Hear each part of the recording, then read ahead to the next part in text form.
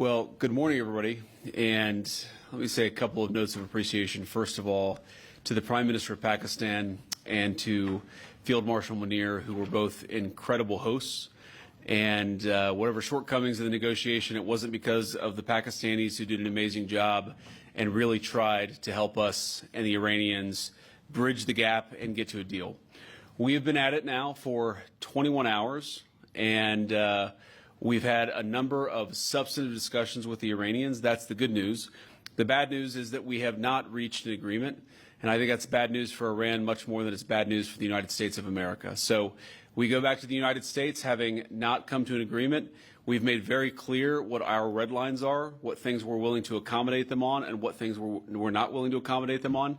And we've made that as clear as we possibly could, and they have chosen not to accept our terms. Questions? Sir, Nick Robertson from CNN.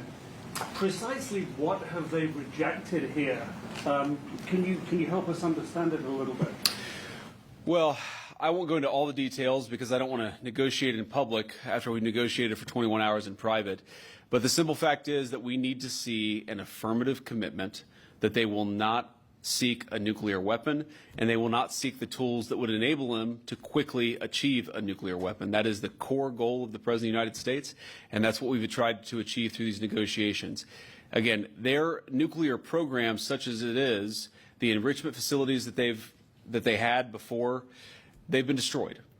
But the simple question is, do we see a fundamental commitment of will for the Iranians not to develop a nuclear weapon, not just now, not just 2 years from now, but for the long term? We haven't seen that yet. We hope that we will.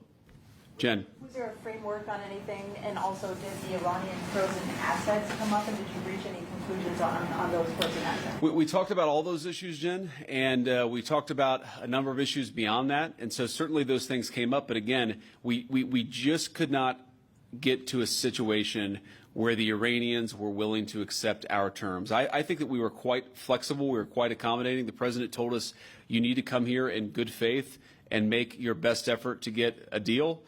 We did that. And unfortunately, we weren't able to make any headway. Preston. Mr. Vice President, how often did you communicate with President Trump throughout the negotiations? There were reports that there were multiple rounds where there were breaks in between negotiations. How often did you communicate with the President throughout those rounds, and what was he saying as you were going through these negotiations that you said fell short? Yeah, obviously we were talking to the President consistently. I don't know how many times we talked to him, a half dozen times, a dozen times over the past 21 hours. We obviously also talked to Admiral Cooper, to Pete, to Marco, to the entire national security team. We talked to Scott Bessent a number of times.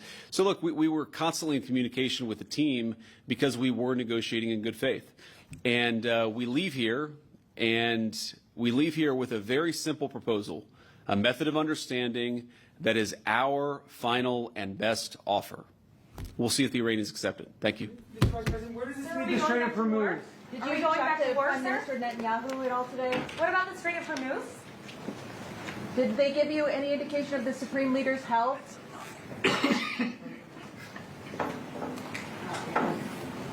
It's late.